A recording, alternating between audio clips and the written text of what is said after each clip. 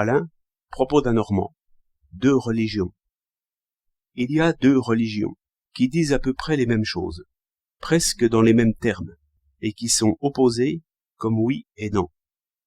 Il y a des gens dont les affaires vont mal, qui remédient à une dette par une autre et prennent leur compte en dégoût. Ils se consolent d'une gêne continuelle par de folles dépenses dès qu'ils peuvent, et ils entretiennent avec application une espérance tout à fait vague, d'une bonne affaire, d'un changement de fortune, d'un miracle enfin. Par ce mirage, ils sont heureux tout de suite. Il y a des gens qui se plaisent à des comptes bien exacts, qui limitent leurs dépenses, inventent des affaires et des ressources, et comme Laffitte, ramassent une épingle par terre. Ceux-là aussi sont heureux tout de suite, mais par une espérance mieux fondée, résultant d'une vue distincte des choses et d'une foi robuste en eux-mêmes. Voilà les 2 croyances en petit. Il y a une espèce de religion qui espère l'événement, et qui aime mieux, comme le prodigue, faire sonner sa bourse que la vider sur la table.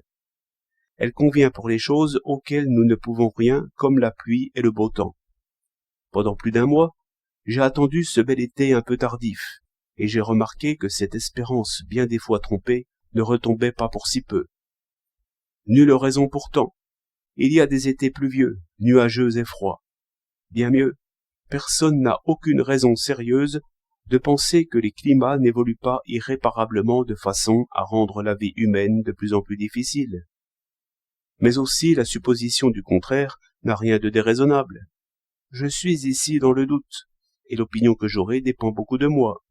Or, ce serait un malheur certain que de ne pas croire du tout à ce vaste monde et à un retour de saison favorable. Il y a, en ce sens, une religion de l'instinct, fondée sur une longue suite d'expériences, et qui n'est que l'adaptation aux vicissitudes de cette planète. Mais voyez comme elle nous entraîne aisément au désespoir, dès que nous adoptons, à la place de l'espérance, une certitude concernant l'avenir. Quel deuil universel pour une comète, ou en l'attente de l'an 1000. Ici, la sagesse est de savoir ignorer, et tel est l'état de l'astronome et du météorologiste. C'est sa science même qui lui défend de prédire, et qui, par suite, lui permet toujours d'espérer. L'autre religion est d'ordre moral, et concerne seulement notre propre activité. Elle consiste pour chacun à gouverner au mieux sa petite province et lui-même.